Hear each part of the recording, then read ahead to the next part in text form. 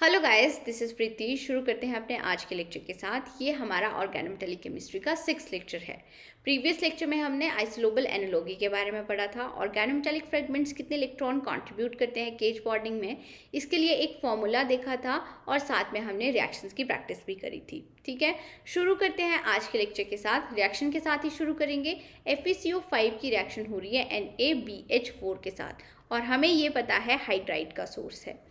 ये रिएक्शन करने से पहले एक कॉन्सेप्ट आपको पता होना चाहिए। यहाँ पे दिया हुआ है आपके पास टर्मिनल कार्बोनिल और एक दिया हुआ है आपके पास ब्रिजिंग कार्बोनिल।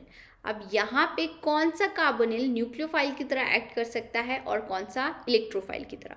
यहाँ पे देखो, इलेक्ट्रॉन डेंसिटी इंक्रीज होगी। यहाँ पे बैक बॉन्डिंग से इलेक्ट्रॉन डेंसिटी इंक्रीज होगी तो ये किसकी तरह एक्ट कर सकता है, न्यूक्लियोफाइल की तरह।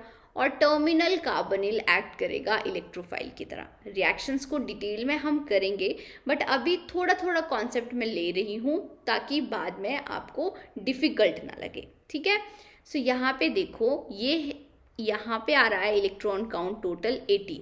ठीक है, आयरन 8 वैलेंस इलेक्ट्रॉन, CO5 है 8 + 10 18 आ गया। अब यहाँ पे सारे कार्बोनिल टर्मिनल कार्बोनिल है। रिएक्शन कैसे हो रही है ये देखते हैं हम। यहाँ पे आ गया आपके पास ये टर्मिनल कार्बोनिल। अब ये न्यूक्लियोफाइल की तरह एक्ट कर सकता है और ये इलेक्ट्रोफाइल की तरह एक्ट कर सकता है। ठीक है, सो यहाँ पे H नेगेटिव आ गया। ये किसके ऊपर अटैक करेगा, इसके ऊपर अटैक कर सकता है। और यहाँ से आपको क्या मिल जाएगा, CO4 तो वैसे ही रहेगा। यहाँ पे आ गया आपके पास Fe C double bond O and यहाँ पे आ गया आपके पास H। ठीक है, अब ये देखो, और क्या बात आपको साथ में याद रखनी है कि ये 18 इलेक्ट्रॉन स्पीसीज है, तो यहाँ पे जो रिएक्शन होगी और ये जो A स्पीसीज आपको मिल रही है ये भी 18 इलेक्ट्रॉन ही होनी चाहिए। ठीक है, ये बात आपको ध्यान में रखनी होगी। इलेक्ट्रॉन काउंट करते हैं, 2 × 4 8 आ गया। 8 प्लस यहाँ पे आ जाएगा आपके पास 8 और ये 1 इलेक्ट्रॉन डोनर होगा। 1 2 3 4 वैलेंस इलेक्ट्रॉन होते हैं, एक आ गया यहाँ पे 1। सो 17 इलेक्ट्रॉन हुए। 17 इलेक्ट्रॉन हुए, 18 इलेक्ट्रॉन बनाने के लिए यहाँ पे क्या चाहिए होगा, नेगेटिव चार्ज चाहिए होगा। ठीक है, तो हमने नेगेटिव चार्ज यहाँ पे लगा दिया। अब इसके बाद क्या होता है, ये मेटल आपके पास इलेक्ट्रॉन रिच है। इलेक्ट्रॉन रिच है और यहाँ पे 3 मेंबर्ड साइक्लिक रिंग की फॉर्मेशन होगी। ये वाला बॉन्ड यहाँ पे शिफ्ट हो जाएगा और यहाँ से CO बाहर निकल जाएगा। ठीक है, यहाँ पे आपके पास हीटिंग कंडीशन दी हुई है, CO बाहर निकल जाएगा और यहाँ पे आपको मेटल हाइड्राइड मिलेंगे, FeCO4 एंड यहाँ पे मेटल हाइड्राइड मिल रहे हैं। अगेन 18 इलेक्ट्रॉन होने चाहिए, सो यहाँ पे चार्ज आ जाएगा -1। ठीक है, ये लग गया पता है यहाँ तक। अब इसके बाद आपके पास दिया हुआ है MnO4। MnO4 में क्या होगा, इसके अगर आप 3 मॉलिक्यूल्स ले लेते हो तो यहाँ पे फॉर्मेशन होती है Fe3CO12 की। यहाँ से हाइड्रोजन रिमूव हो रहा है, Fe3CO4 लो न्यूक्लियरिटी कार्बोनिल क्लस्टर की फॉर्मेशन हो रही है। ठीक है, यहाँ से हाइड्रोजन रिमूव हो रहा है, तो आप क्या बोल सकते हो, ये कौन सी रिएक्शन है, ये हो रही है ऑक्सीडेशन रिएक्शन। ठीक है, और साथ में ये जो इंटरैक्शन होती है ये भी आप ध्यान में रखना, इस इंटरैक्शन को बोलते हैं एगोस्टिक इंटरैक्शन। ये क्या है, एगोस्टिक इंटरैक्शन। ठीक है, सो ये सारी रिएक्शन कैसे हो रही है ये मैंने आपको बता दिया। ये आपके पास आ रहा है A, ये आ रहा है आपके पास B एंड ये आ रहा है आपके पास C। ठीक है, नेक्स्ट रिएक्शन देखते हैं आप। FeCO5 + NaOH। यहाँ पे ये क्या है, आप OH नेगेटिव अटैक कर सकता है एज अ न्यूक्लियोफाइल। यहाँ पे अगेन टर्मिनल कार्बोनिल है, इलेक्ट्रोफाइल की तरह एक्ट कर सकते हैं। सो यहाँ पे आ जाएगा आपके पास CO, ये OH यहाँ पे अटैक करेगा एंड यहाँ से आपको मिल जाएगा FeCO4, यहाँ पे C आ गया, यहाँ पे डबल बॉन्ड O आएगा एंड यहाँ पे आपके पास O आ गया एंड यहाँ पे आ गया आपके पास H। ठीक है, अगेन ये भी 18 इलेक्ट्रॉन है, टोटल इलेक्ट्रॉन काउंट करके देखो। सो यहाँ पे भी 18 इलेक्ट्रॉन ही आने चाहिए, इसीलिए -1 चार्ज आएगा। ठीक है, अब यहाँ पे अगेन ये जो मेटल है ये इलेक्ट्रॉन रिच है, यहाँ पे अब ये आ गई अल्फा बीटा, यहाँ पे भी बीटा एलिमिनेशन होगी, CO2 बाहर निकल जाएगा, मेटल हाइड्राइड का बॉन्ड फॉर्मेशन होगा। ठीक है, यहाँ से भी क्या हुआ, अगर आपके पास हीटिंग दी हुई है CO2 बाहर निकल जाएगा और मेटल हाइड्राइड मिल जाएगा आपको, CO4 आ गया, यहाँ पे H आ गया, अगेन होल कॉम्प्लेक्स के ऊपर नेगेटिव चार्ज आएगा और इसके बाद तो फिर से ये वाला स्टेप आपको करने को दिया जा सकता है, MnO4 और आपको लो न्यूक्लियरिटी कार्बोनिल क्लस्टर की फॉर्मेशन हो जाएगी यहाँ पे। ठीक है, रिएक्शन का वे सेम ही है, यहाँ पे कार्बन डाइऑक्साइड बाहर निकल रहा है, यहाँ पे कार्बन मोनोऑक्साइड बाहर निकल रहा है। ठीक है, नेक्स्ट क्वेश्चन देखते हैं, P4O6 इज आइसोलोबल विद।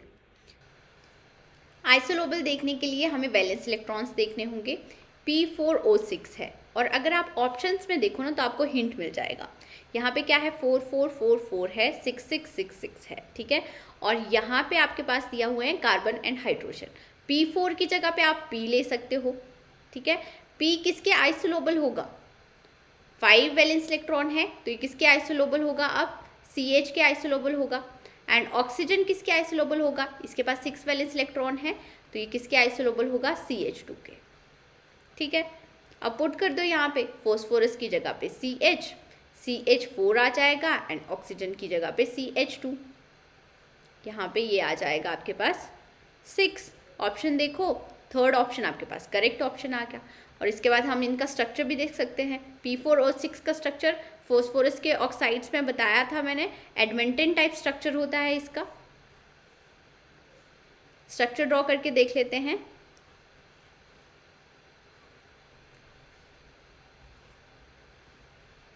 ये आ गया, अब यहाँ पे आपको लिखना होगा फॉस्फोरस, ऑल्टरनेट पोजीशन पे ऑक्सीजन लिखते जाओ, यहाँ पे फॉस्फोरस आ गया, यहाँ पे ऑक्सीजन, ये फॉस्फोरस आ गया, ऑक्सीजन, फॉस्फोरस एंड ऑक्सीजन, यहाँ पे भी ऑक्सीजन आ जाएगा, यहाँ पे भी ऑक्सीजन आ गया, ये आ गया आपके पास स्ट्रक्चर। ठीक है, और अगर आप एडमेंटन का स्ट्रक्चर ड्रॉ करते हो तो यहाँ पे देखो, कार्बन की जब आप वैलेंसी पूरी करोगे ना तब आपको यहाँ पे इसका स्ट्रक्चर मिल जाएगा। ठीक है, यहाँ पे देखो 3 बॉन्ड्स हैं तो यहाँ पे फॉस्फोरस की जगह पे क्या आएगा, CH, यहाँ पे 2 बॉन्ड्स हैं तो ऑक्सीजन की जगह पे क्या आ जाएगा, CH2। लाइकवाइज आप बाकी जगह पे भी CH एंड CH2 लिख सकते हो ऑल्टरनेट पोजीशन पे कार्बन की वैलेंसी पूरी करके। और ये देखो इसके पास एक लोन पेयर होगा, 1 lone pair plus 3 bond pair, ये टेट्राहेड्रल आ रहा है। एंड यहाँ पे भी देखो 4 सिग्मा बॉन्ड, यहाँ पे भी 4 सिग्मा बॉन्ड, तो यहाँ पे भी क्या आ रही है आपके पास, टेट्राहेड्रल ज्योमेट्री आ रही है। तो ये ऑप्शन आपके पास करेक्ट ऑप्शन आ गया। नेक्स्ट क्वेश्चन देखते हैं, BH unit be replaced by which of the following species. तो BH किसके साथ रिप्लेस हो सकता है, सब्स्टिट्यूशन के लिए हमने बोला था कि आइसोलोबल एनालॉगी वाला प्रिंसिपल हम यूज़ कर सकते हैं, उसकी एप्लीकेशंस ही हमने पढ़ी थी। यहाँ पे देखो BH वैलेंस इलेक्ट्रॉन कितने हैं इसके पास, 4 वैलेंस इलेक्ट्रॉन है, 4 वैलेंस इलेक्ट्रॉन है तो ये किसके आइसोलोबल होगा, ये आइसोलोबल हो सकता है 14 इलेक्ट्रॉन के, अगर आपके पास ऑर्गेनोमेटेलिक फ्रेगमेंट्स है। इलेक्ट्रॉन्स काउंट करते हैं हम, CO आ गया यहाँ पे, वैलेंस इलेक्ट्रॉन 9 होंगे, प्लस 6, 9 प्लस 6 आ गया आपके पास यहाँ पे 50। ठीक है, यहाँ पे देखो आयरन के पास 8 वैलेंस इलेक्ट्रॉन प्लस नीटा 5 है और यहाँ पे -1 है तो यहाँ पे +1 आ जाएगा, इज इक्वल टू 14 इलेक्ट्रॉन्स आ गए यहाँ पे। अब हमें 14 ही इलेक्ट्रॉन चाहिए थे, बाकी भी चेक कर लेते हैं। देखो अब आइसोलोबल वाला जो कॉन्सेप्ट आता है तो वहाँ पे आप सारे ऑप्शंस चेक करना, क्योंकि मैंने आपको एक क्वेश्चन बताया हुआ था कि वहाँ पे इलेक्ट्रॉन काउंट सेम आ रहा था, इलेक्ट्रॉन काउंट सेम आ रहा था, उसके बाद हम फ्रंटियर मॉलिक्यूलर ऑर्बिटल भी देख रहे थे।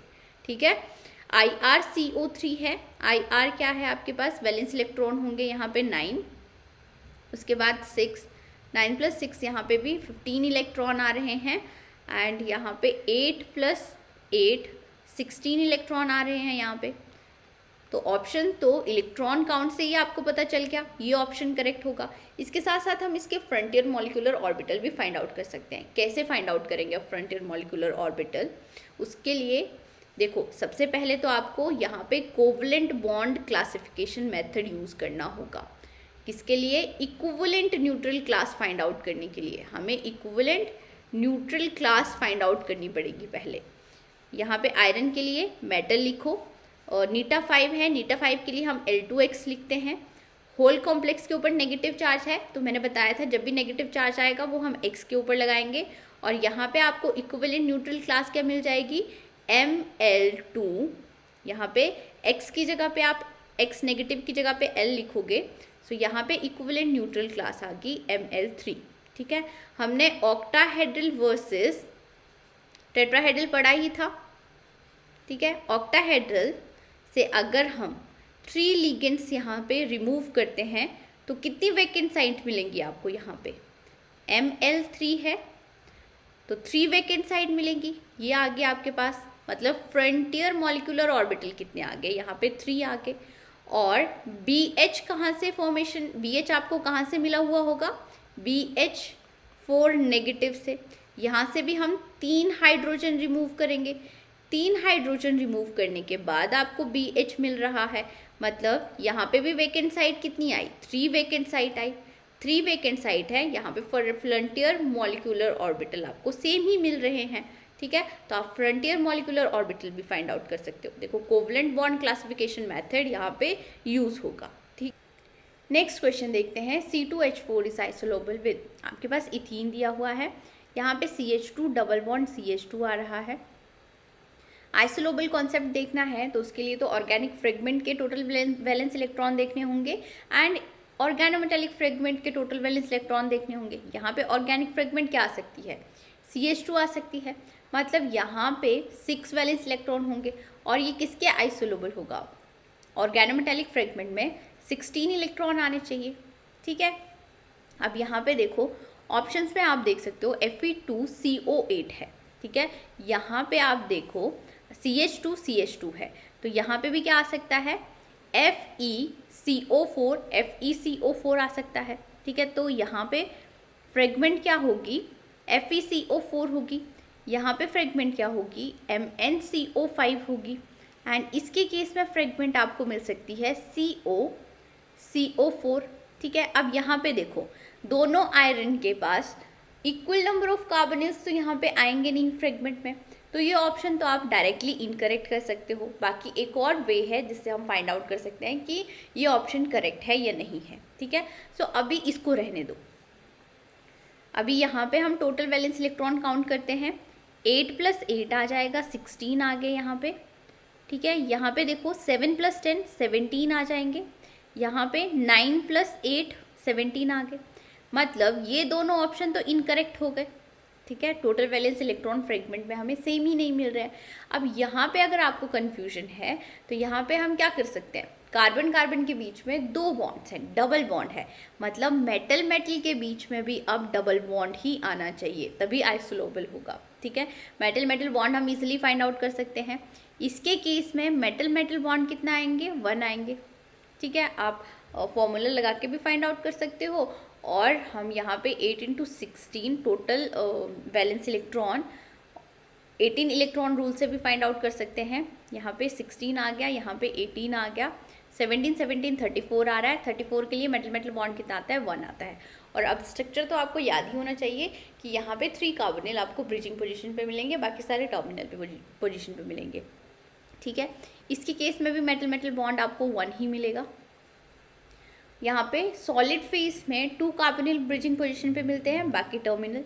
Mn2CO10 के केस में भी आपको मेटल मेटल बॉन्ड यहाँ पे 1 ही मिलेगा, आप फाइंड आउट कर सकते हो।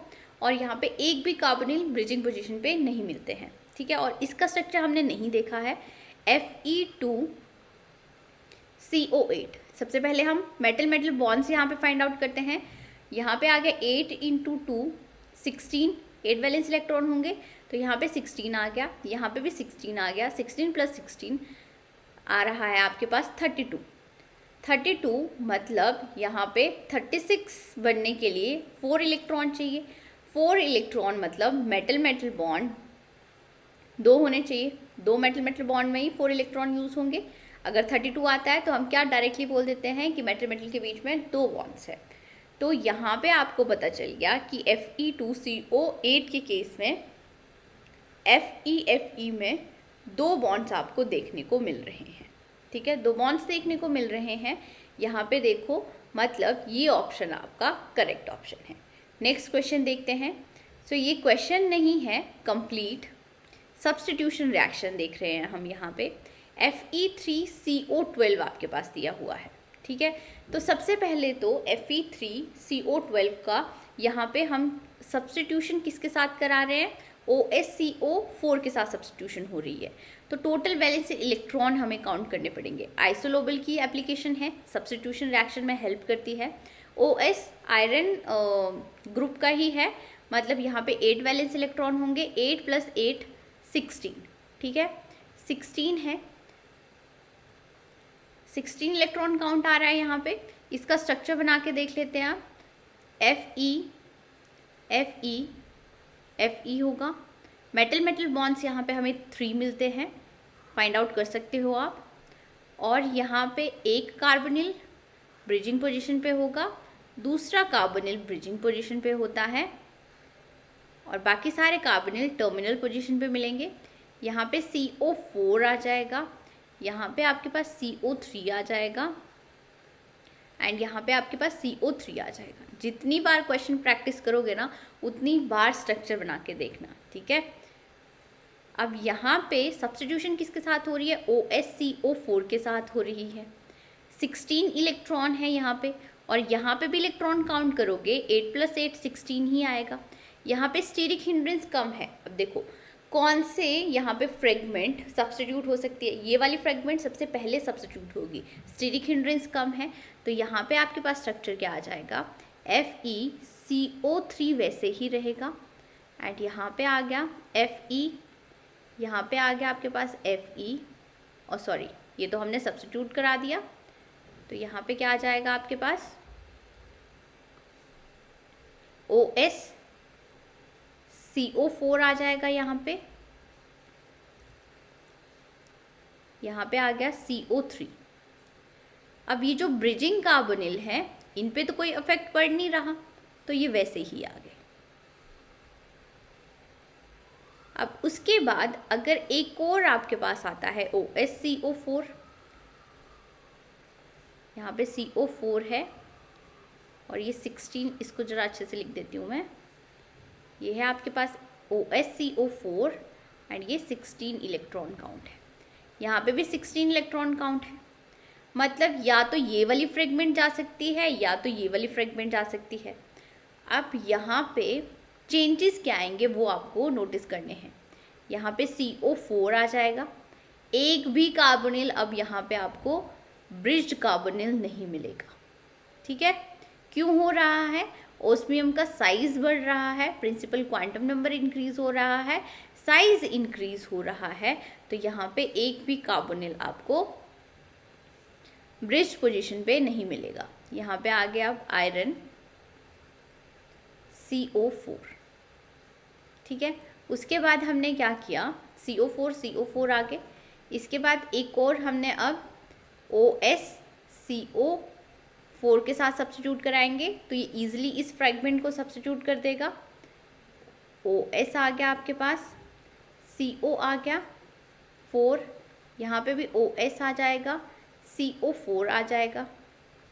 अब ये मैं सब कुछ क्यों लिखवा रही हूँ, यहाँ पे बेसिकली आपको देखने हैं कि चेंजेस क्या आ रहे हैं, इस स्ट्रक्चर में क्या चेंज आ रहा है।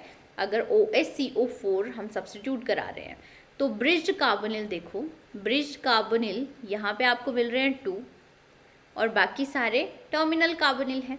यहाँ पे मेटल मेटल बॉन्ड आपको 1 2 3 मिल रहा है, यहाँ पे भी मेटल मेटल बॉन्ड आपको 3 ही मिल रहे हैं, और ब्रिज्ड कार्बोनिल भी यहाँ पे आपको 2 मिल रहे हैं। ठीक है, तो इसमें कोई चेंज नहीं आया। बट यहाँ पे देखो, यहाँ पे ब्रिज्ड कार्बोनिल आपको मिल रहा है 0, मतलब कि जब हम 2OS के साथ सब्स्टिट्यूट कराएंगे आयरन को तो ब्रिजिंग नहीं रहेगी, सारे ब्रिज कार्बोनिल टर्मिनल में चेंज हो जाएंगे, ये बात आपको याद रखनी है। और यहाँ पे भी μ2 0 ही आ रहा है। अब क्वेश्चन कैसे पूछा गया है ये मैं आपको बताऊंगी, तब आपको इसकी एप्लीकेशन पता चलेगी। नेक्स्ट OS3CO12 है, इसका स्ट्रक्चर देख लेते हैं। सबसे पहले तो मेटल मेटल बॉन्ड्स आपको 3 मिलेंगे, ये ऑलरेडी स्ट्रक्चर हमने ड्रॉ किया ही हुआ है, अभी OS आ गया। और एक भी कार्बोनिल ब्रिजिंग पोजीशन पे नहीं मिल रहा है, यहाँ पे CO4 आ जाएगा, यहाँ पे भी CO4 आ गया एंड यहाँ पे भी CO4 आ गया। अब क्वेश्चन क्या पूछा जा सकता है कि ये फ्रेगमेंट कौन सी ऑर्गेनिक फ्रेगमेंट के साथ आइसोलोबल है, ये किसके साथ सब्स्टिट्यूट हो सकती है। सब्स्टिट्यूट होने के लिए हमें आइसोलोबल देखना होगा, तो इलेक्ट्रॉन काउंट करो, यहाँ पे आ रहे हैं 16 इलेक्ट्रॉन। 16 इलेक्ट्रॉन ऑर्गेनोमेटेलिक फ्रेगमेंट के किसके साथ आइसोलोबल होते हैं, 6 इलेक्ट्रॉन के साथ आइसोलोबल होते हैं। 6 इलेक्ट्रॉन मतलब यहाँ पे क्या आ सकता है, CH2 सब्स्टिट्यूट हो सकता है, CH2 ईजिली सब्स्टिट्यूट हो सकता है, CH2 आ गया यहाँ पे, OSCO4, यहाँ पे OSCO4 एंड इसको सब्स्टिट्यूट हो गया अब CH2, यहाँ पे CH2 आ जाएगा, यहाँ पे बॉन्ड आ जाएगा। और उसके बाद क्या हो सकता है कि फिर से CH2 के साथ ये वाली फ्रेगमेंट सब्स्टिट्यूट हो सकती है, तो यहाँ पे CH2 आ जाएगा, यहाँ पे CH2 आ जाएगा एंड यहाँ पे आ गया आपके पास OSCO4। ठीक है, अगेन CH2 के साथ सब्स्टिट्यूट हो सकती है, तो यहाँ पे CH2 आ जाएगा, CH2 आ जाएगा और आपके पास यहाँ पे भी CH2 आ जाएगा। अब यहाँ पे चेंजेस क्या आ रहे हैं वो देखो, ब्रिजिंग कार्बोनिल तो एक भी नहीं है, यहाँ पे मेटल मेटल बॉन्ड्स आपको 3 मिल रहे हैं। मेटल मेटल बॉन्ड्स कितने मिल रहे हैं, 3। यहाँ पे अगर मेटल मेटल बॉन्ड देखें CH2 सब्स्टिट्यूट करने के बाद, अब आपको मेटल मेटल बॉन्ड यहाँ पे 2 मिल रहे हैं। यहाँ पे मेटल मेटल बॉन्ड 0 है, ये डिफरेंस आ रहा है, और यहाँ पे भी मेटल मेटल बॉन्ड है ही नहीं। ठीक है, ये छोटी छोटी बातें आपको ध्यान में रखनी होगी। और आप डायरेक्टली बोल सकते हो कि OS3CO12 किसके आइसोलोबल है, साइक्लोप्रोपेन के आइसोलोबल है। ठीक है, OS3CO12 ये किसके आइसोलोबल है, ये आइसोलोबल है साइक्लोप्रोपेन के। ठीक है, अब OS3CO12 जैसे ये वाला किया है, सेम वे में क्या कर सकते हो आप, इसको RuCO4 के साथ भी सब्स्टिट्यूट कर सकते हो। यहाँ पे क्या आ जाएगा, OSCO4 की जगह सिर्फ RuCO4 होगा। अगेन यहाँ पे RuCO4 के साथ सब्स्टिट्यूट करोगे, सो यहाँ पे OS की जगह पे Ru आ जाएगा, बस बाकी सब कुछ सेम ही रहेगा। ठीक है, सो क्वेश्चन कैसे भी पूछा जा सकता है। नेक्स्ट टॉपिक आता है हमारे पास geometry of low nuclearity carbonyl cluster and high nuclearity carbonyl cluster. High nuclearity carbonyl cluster जहाँ पे मेटल 4 से ज़्यादा हो, लो न्यूक्लियरिटी कार्बोनिल क्लस्टर जहाँ पे मेटल 4 से कम हो। इंपॉर्टेंट कॉन्सेप्ट है, प्रीवियस ईयर में क्वेश्चन यहाँ से बने हैं। क्वेश्चन एक्चुअली में कैसे बने हैं कि geometry plus metal metal bond पूछे जाएंगे, या फिर ज्योमेट्री प्लस क्लासिफिकेशन पूछी जाएगी, क्लोजो है, नीडो है, मिक्स करके क्वेश्चन पूछा जाएगा 4 मार्क्स का। ज्योमेट्री डिपेंड करती है टोटल वैलेंस इलेक्ट्रॉन्स के ऊपर, ठीक है, जो इजीली आप काउंट कर सकते हो। यहाँ से बॉन्डिंग मॉलिक्यूलर ऑर्बिटल भी आप फाइंड आउट कर सकते हो, इसके लिए फॉर्मूला होगा total valence electrons divided by 2। अब ये चार्ट आपको याद रखना पड़ेगा। ठीक है, अगर नंबर ऑफ मेटल्स 3 हैं आपके पास, टोटल वैलेंस इलेक्ट्रॉन आ रहे हैं 48, तो बॉन्डिंग मॉलिक्यूलर ऑर्बिटल तो आप इजीली फाइंड आउट कर सकते हो डिवाइडेड बाय 2 करके। यहाँ पे ज्योमेट्री होगी ट्रायंगुलर, ये याद करना इजी ही है, मेटल 3 है, ज्योमेट्री आपके पास ट्रायंगुलर आ रही है। अब आपके पास मेटल आ रहे हैं 4 के लिए टोटल वैलेंस इलेक्ट्रॉन 60 भी आ सकते हैं, 62 भी आ सकते हैं, 64 भी आ सकते हैं। ठीक है, 60 के लिए ज्योमेट्री आपको मिलेगी टेट्राहेड्रल। टेट्राहेड्रल कॉमन ज्योमेट्री है, तो आप ऐसे याद रख सकते हो कि 60 के लिए टेट्राहेड्रल मिलेगी। 62 के लिए, अब ये कॉमन ज्योमेट्री नहीं है, बटरफ्लाई ज्योमेट्री मिलेगी। ये कुछ ऐसा स्ट्रक्चर होगा यहाँ पे। 62 के लिए बटरफ्लाई और 64 के लिए आपको स्क्वायर प्लेनर ज्योमेट्री मिलेगी। ये भी कॉमन है, ये भी कॉमन है, बीच में थोड़ी जो कॉमन नहीं है ज्योमेट्री वो आपको मिलेगी। ठीक है, अब इसके बाद अगर मेटल हो आपके पास 5 मेटल के लिए valence electron, total valence electron 72 भी आ सकते हैं, 74 भी आ सकते हैं। 72 के लिए आपको टीबीपी ज्योमेट्री मिलेगी और 74 के लिए आपको स्क्वायर पिरामिडल ज्योमेट्री मिलेगी। तो जो कॉमन वाली ज्योमेट्री है टीबीपी वो 72 के लिए मिल रही है, 74 के लिए स्क्वायर पिरामिडल ज्योमेट्री मिल रही है। ठीक है, उसके बाद अब मेटल यहाँ पे 6 हैं, मेटल 6 हैं, तो यहाँ पे टोटल वैलेंस इलेक्ट्रॉन 84 भी आ सकते हैं, 86 भी आ सकते हैं एंड 90 भी आ सकते हैं। ठीक है, अब मेटल 6 में जो जल्दी से ज्योमेट्री आपके दिमाग में आती है वो ऑक्टाहेड्रन है। ठीक है, सो आप इसको कैसे याद रख सकते हो, मेटल 6 हैं, यहाँ पे इलेक्ट्रॉन काउंट कितना आ रहा है, 86 आ रहा है, 6 86, और यहाँ पे आपको मिल रही है कॉमन ज्योमेट्री ऑक्टाहेड्रन। ठीक है, 84 के लिए आपको मिलेगी बाइकैप्ड टेट्राहेड्रल या फिर मोनोकैप्ड टीबीपी भी मिल सकती है। 84 के लिए बाइकैप्ड टेट्राहेड्रल, मतलब वो क्वेश्चन के ऊपर डिपेंड करेगा कि कौन सी ज्योमेट्री आपको दी हुई है। ये 3 आपको याद रखने पड़ेंगे। उसके बाद यहाँ पे तो मेटल 7 है, मेटल 7 में टोटल वैलेंस इलेक्ट्रॉन 98 आएगा और यहाँ पे आपको मिलेगी केप्ड ऑक्टाहेड्रन। केप्ड ऑक्टाहेड्रन मतलब आप क्या करोगे, यहाँ पे जैसे ये ऑक्टाहेड्रन है, यहाँ पे एक कैप लगा सकते हो। 6 के बाद कितने मेटल आ जाएंगे, अगर एक कैप लगा दोगे तो 7 मेटल आ जाएंगे। ठीक है, यहाँ पे ये ट्रायगोनल प्रिज्मेटिक है, 90 के लिए ट्रायगोनल प्रिज्मेटिक है और इसका स्ट्रक्चर कुछ ऐसा होगा। अगर मेटल 9 है, इलेक्ट्रॉन काउंट कितना आ रहा है, टोटल 130 आ रहा है। 130 के लिए आपको एक ही ज्योमेट्री मिलेगी, यहाँ पे स्क्वायर एंटी प्रिज्मेटिक मेटल 8 के लिए मिलती है, तो यहाँ पे एक कैप लगा दोगे आप। ठीक है, केप्ड स्क्वायर एंटी प्रिज्मेटिक मिलेगी, ये स्क्वायर एंटी प्रिज्मेटिक और उसके बाद एक केप्ड हो गया। सो यहाँ पे याद कैसे करोगे आप, टोटल वैलेंस इलेक्ट्रॉन को कैसे याद कर सकते हो, देखो यहाँ पे 48 आ रहा है, यहाँ पे तो कोई कन्फ्यूजन होगा ही नहीं, मेटल 3 है तो आपके पास एक ही ज्योमेट्री दी हुई है। कन्फ्यूजन क्या हो सकता है, यहाँ पे हो सकता है 48 के बाद डायरेक्टली आपको 60 इलेक्ट्रॉन काउंट मिल रहा है, उसके बाद यहाँ पे 2 का गैप है, 60 62 64।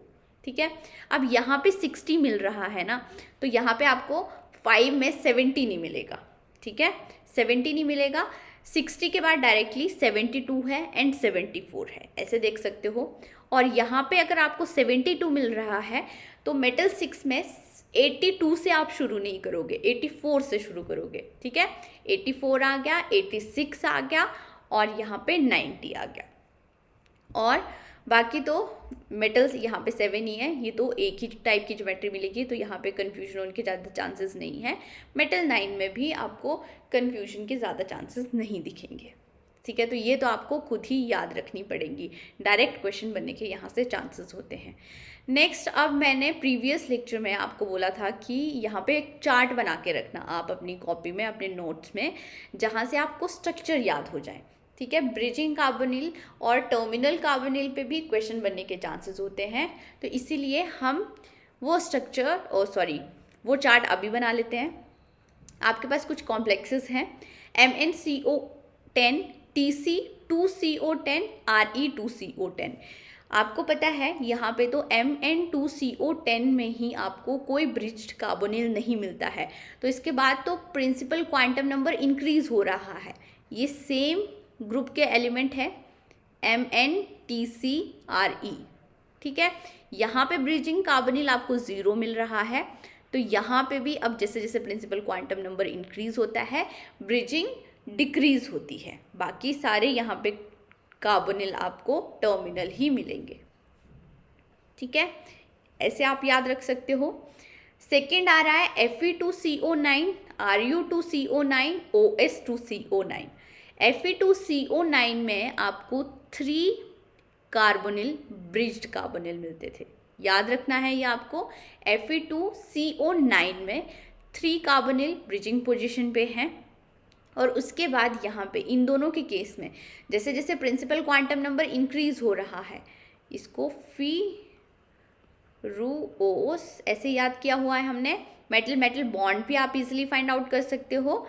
यहाँ पे ब्रिजिंग आपको क्रैम करनी पड़ेगी, इसीलिए ये अलग से नोट्स में बना के चार्ट रख लो। यहाँ पे 3 आएगा और उसके बाद यहाँ पे जैसे प्रिंसिपल क्वांटम नंबर इंक्रीज होता है आपको यहाँ पे एक ही ब्रिज्ड कार्बोनिल मिलेगा और इसके केस में भी एक ही ब्रिज्ड कार्बोनिल मिलेगा। ठीक है, अब और कौन से एग्जाम्पल थे? Fe3CO12, Ru3CO12, OS3CO12। ठीक है, अब यहाँ पे स्टीरिक क्राउडिंग याद करने के लिए मैं बता रही हूँ कि स्टीरिक क्राउडिंग थोड़ी ज़्यादा होगी। तो मैंने क्या बोला था, जैसे जैसे स्टीरिक क्राउडिंग इंक्रीज होती है ब्रिजिंग डिक्रीज होती है। यहाँ पे आपको 3 कार्बोनिल ब्रिज्ड मिल रहे हैं, तो यहाँ पे कितने मिलेंगे? यहाँ पे आपको 2 कार्बोनिल मिलेंगे। ठीक है, और यहाँ पे एक भी आपको ब्रिज्ड कार्बोनिल नहीं मिलेगा। ये सब्ट्रैक्ट करके आप टर्मिनल तो लिख ही सकते हो। यहाँ पे 3 है तो 9 - 3 6 आ गया, यहाँ पे 8 होंगे एंड यहाँ पे आपके पास 8 होंगे। यहाँ पे एक भी ब्रिज्ड कार्बोनिल नहीं मिल रहा है Ru3CO12 के केस में एंड OS3CO12 के केस में। यहाँ पे आपके पास 10 होंगे टर्मिनल, यहाँ पे आपके पास 12 टर्मिनल है, यहाँ पे भी आपके पास 12 टर्मिनल ही होंगे। ठीक है, उसके बाद CO4CO12 में आपको यहाँ पे मिलते हैं 3 कार्बोनिल ब्रिजिंग पोजीशन पे। ठीक है, सो इसको और इसको आप साथ में याद रख सकते हो। Fe2CO9 और CO4CO12 के केस में आपको 3 मिलते हैं। यहाँ पे भी अब कंफ्यूज होने के चांसेस हैं कि मतलब जैसे जैसे प्रिंसिपल क्वांटम नंबर इंक्रीज हो रहा था आपने सब में देखा कि ब्रिजिंग डिक्रीज हो रही है, पर यहाँ पे भी आपको 3 कार्बोनिल ब्रिज मिलते हैं, यहाँ पे भी 3 कार्बोनिल ब्रिज मिलते हैं एंड यहाँ पे 0 कार्बोनिल है ब्रिजिंग पोजीशन पे। ठीक है, तो बाकी कितने बचे? अब यहाँ पे 9 बचे, वो टर्मिनल होंगे। यहाँ पे आपके पास 3 हैं तो 9 बचे टर्मिनल एंड यहाँ पे आपके पास सारे ही कार्बोनिल टर्मिनल पोजीशन पे होंगे। तो ऐसे आप लिख सकते हो, याद करने में इजी है आपके लिए। अब नेक्स्ट हम कुछ एग्जांपल्स देखेंगे और ज्योमेट्रीज फाइंड आउट करेंगे। Fe3CO12 सबसे पहले total valence electron find out करने पड़ेंगे ज्योमेट्री के लिए। Fe3 आयरन एटॉमिक नंबर 8 × 3 24 आ रहा है, 24 + 24 48 वैलेंस इलेक्ट्रॉन आएंगे टोटल 48। यहाँ पे भी आपके पास 48 ही आएंगे, एक ही ग्रुप के एलिमेंट हैं, यहाँ पे भी 48 आएंगे। मेटल 3 है, टोटल वैलेंस इलेक्ट्रॉन 48 आ रहे हैं, तो यहाँ पे ज्योमेट्री होगी ट्रायंगुलर। ठीक है, नेक्स्ट एग्जांपल देखते हैं। CO4CO12 total valence electrons find out करो पहले। तो यहाँ पे हम फाइंड आउट कर लेते हैं टोटल वैलेंस इलेक्ट्रॉन्स। CO9 × 4 36 आ गया, 36 + 24 यहाँ पे आएंगे टोटल वैलेंस इलेक्ट्रॉन 60 और 60 के लिए आपको ज्योमेट्री क्या मिलती है? टेट्राहेड्रल अगर मेटल 4 है। 62 के लिए मिलेगी बटरफ्लाई, 64 के लिए मिलेगी स्क्वायर प्लेनर। ठीक है, तो आप साथ साथ याद कर सकते हो। अब यहाँ पे मेटल बॉन्ड्स फाइंड आउट करते हैं। अगर हम स्ट्रक्चर ड्रॉ करके देखें, मेटल बॉन्ड्स फाइंड आउट करने पड़ेंगे।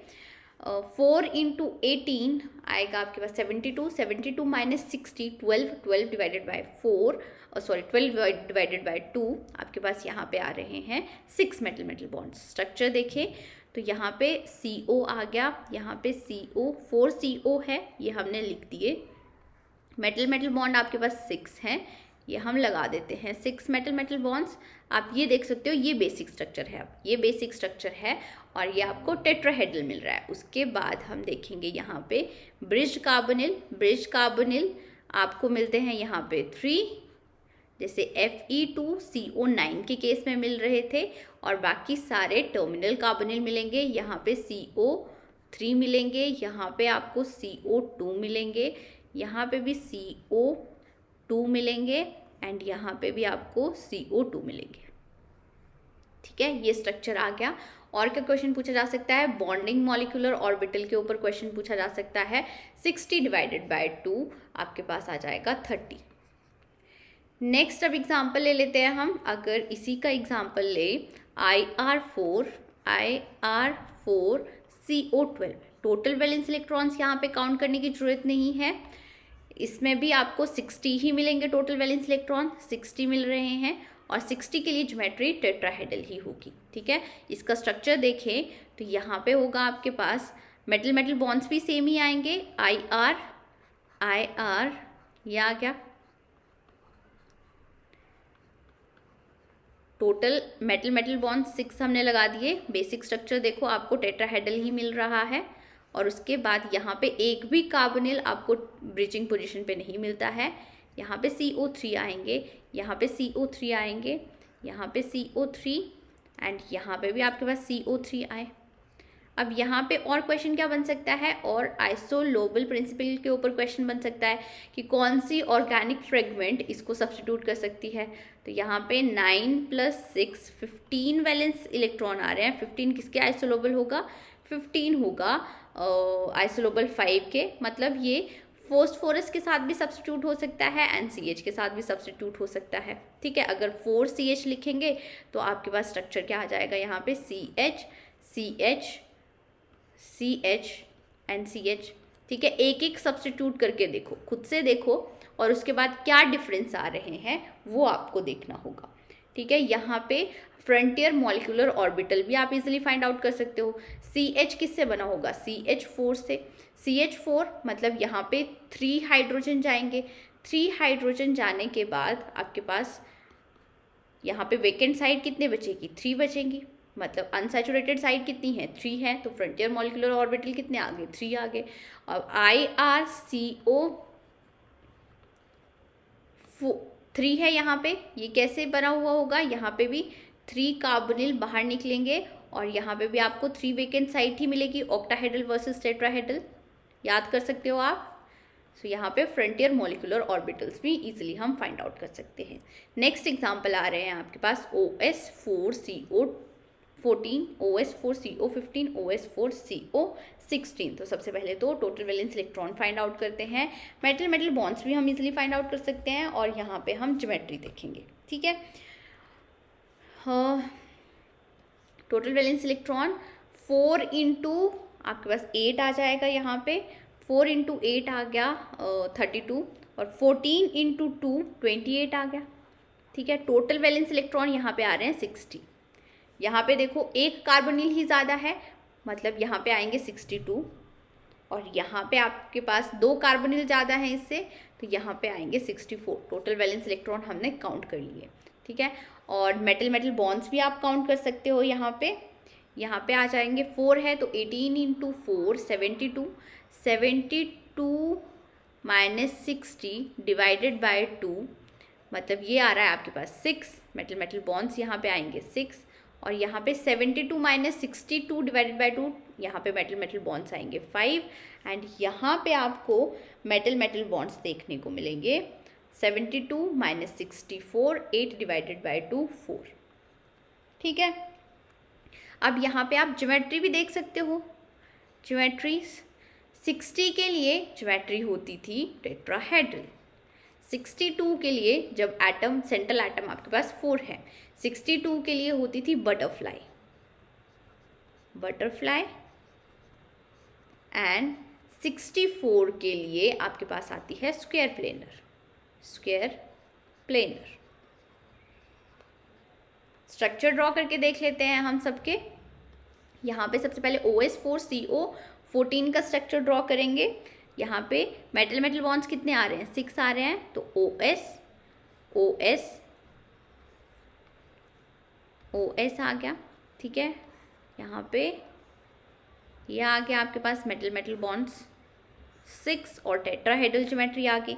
अब यहाँ पे आपको याद रखना है, यहाँ पे मिलती है इसके केस में सेमी ब्रिजिंग।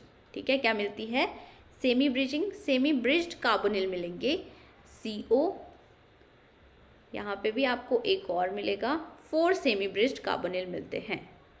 ठीक है,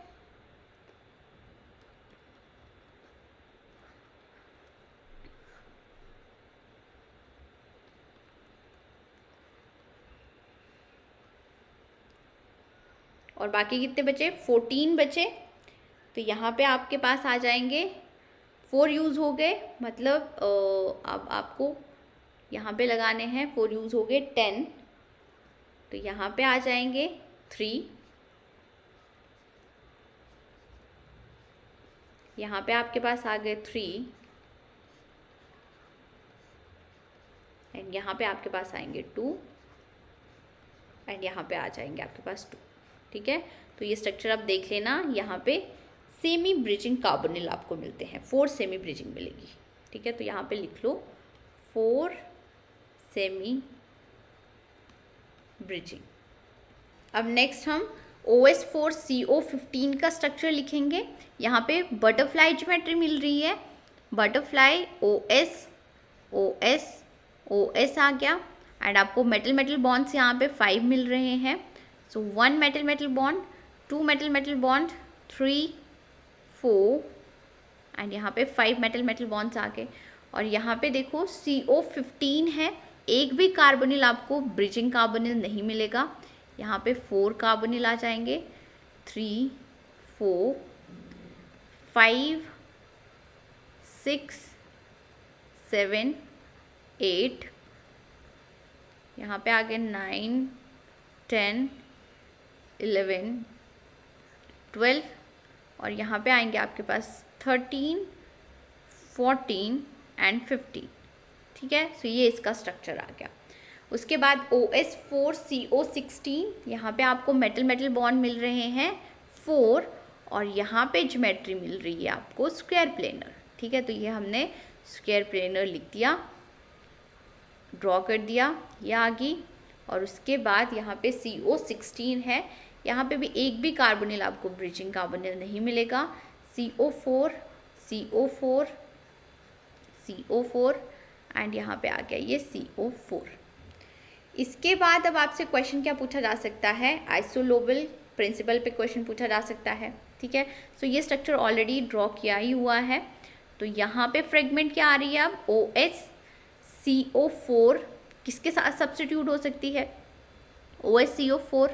टोटल वैलेंस इलेक्ट्रॉन देखो, फिर OS, तो यहाँ पे 8, 8 + 8 16 वैलेंस इलेक्ट्रॉन आ रहे हैं। और ये किसके आइसोलोबल होगा, ऑर्गेनिक फ्रेगमेंट में 6 इलेक्ट्रॉन्स के। 6 इलेक्ट्रॉन्स की जगह पे आप क्या लिख सकते हो, यहाँ पे CH2 लिख सकते हो, मतलब OSCO4 को सब्स्टिट्यूट करा सकते हो CH2 से। 1 बाय 1 सब्स्टिट्यूट कराना, और उसके बाद क्या क्या चेंजेस आ रहे हैं, यहाँ पे मेनली मेटल मेटल बॉन्ड्स में ही चेंज आएंगे। ठीक है, तो आपको यहाँ पे ये किसके साथ आइसोलोबल होगा, CH2, CH2, CH2, साइक्लोब्यूटेन आ गया। ठीक है, अब नेक्स्ट हम कुछ क्वेश्चंस प्रैक्टिस करते हैं। सेट के क्वेश्चन है ये। The 3 triangular carbonyl known as Fe3CO12 दिया हुआ है, OS3CO12, Ru3CO12। हमें यहाँ पे करेक्ट स्टेटमेंट बतानी है स्ट्रक्चर्स पे स्टेटमेंट बतानी है। देखो, अब Fe3CO12 में आपको 2 ब्रिज्ड कार्बोनिल मिलते हैं, यहाँ पे आपको 0 ब्रिज्ड कार्बोनिल मिलता है, यहाँ पे भी आपको 0 ब्रिज्ड कार्बोनिल मिलता है। ठीक है, मतलब इन दोनों के स्ट्रक्चर सेम है, इसका वेरी कर रहा है। तो OS3CO12 ऑल स्ट्रक्चर है आइसो स्ट्रक्चर, ये तो इनकरेक्ट हो गया। OS3CO12 एंड ये आइसो स्ट्रक्चर है, एंड ये डिफरेंट स्ट्रक्चर होता है। ठीक है, ये ठीक है, ये भी इनकरेक्ट है, ये भी इनकरेक्ट है।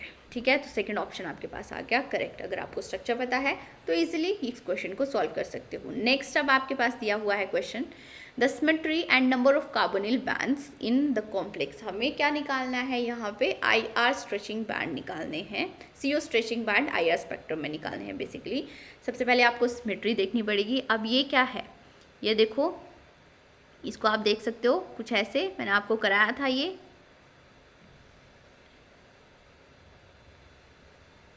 क्या मिल रहा है, फेसियल मिल रहा है।